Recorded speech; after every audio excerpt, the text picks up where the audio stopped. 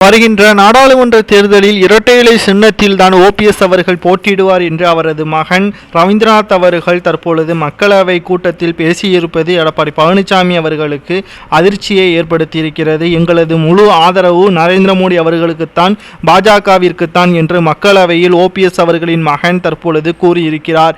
இந்த நிலையில்தான் மீண்டும் தேனி தொகுதியிலேயே ஓபிஎஸ் அவர்களின் மகன் ரவீந்திரநாத் அவர்கள் போட்டியிடுவார் என்றும் எதிர்பார்க்கப்படுகிறது. ஒருவேளை இரட்டை இலை சின்னத்தில் போட்டியிடுவதற்கு மறுப்பு தேர்தல் ஆணையம் தெரிவித்துவிட்டு இரட்டை இலை சின்னத்தை முடக்கிவிட்டால் நிச்சயமாக ராமேஸ்வரத்தில் இரட்டை இலை சின்னம் இல்லாமல் தாமரை சின்னத்தில் ஓபிஎஸ் அவர்களின் மகன் ரவீந்திரநாத் அவர்கள் போட்டியிடுவார் என்றும் தற்பொழுது பன்னீர்செல்வம் அவர்களுக்கு ஆதரவாக இருக்கக்கூடிய வைத்திலிங்கம் அவர்கள் உறுதியாக கூறியிருக்கிறார்கள். ஒருவேளை இரட்டை இலை சின்னத்தை கைப்பற்றுவோம், இல்லாமல் இருந்தால் இரட்டை இலை சின்னத்தை முடக்கிடுவோம், ஒருபோதும் துரோகிகள் கையில் இரட்டை இலை சின்னத்தை நாங்கள் கொடுக்க மாட்டோம் என்று தற்பொழுது வைத்திலிங்கம் அவர்கள் கூறியிருக்கிறார். இதனால் தற்பொழுது எடப்பாடி பழனிசாமி அவர்களுக்கு ஆன ஆதரவாளர்கள் அனைத்து இந்திய அண்ணா திராவிட முன்னேற்ற கழகத்தில் இருக்கக்கூடிய துரோகிகள் அனைத்தையும் விரட்டியடித்த பிறகு மீண்டும் அவர்கள் ஒருபோதும் அதிமுகவில் இணைய முடியாது. பல்வேறு கட்சிகளுடன் நாங்கள் பேச்சுவார்த்தையும் நடத்தி வருகிறோம். நிச்சயமாக மிகப்பெரிய ஒரு பலமான கூட்டணியை நாங்கள் அமைப்போம்.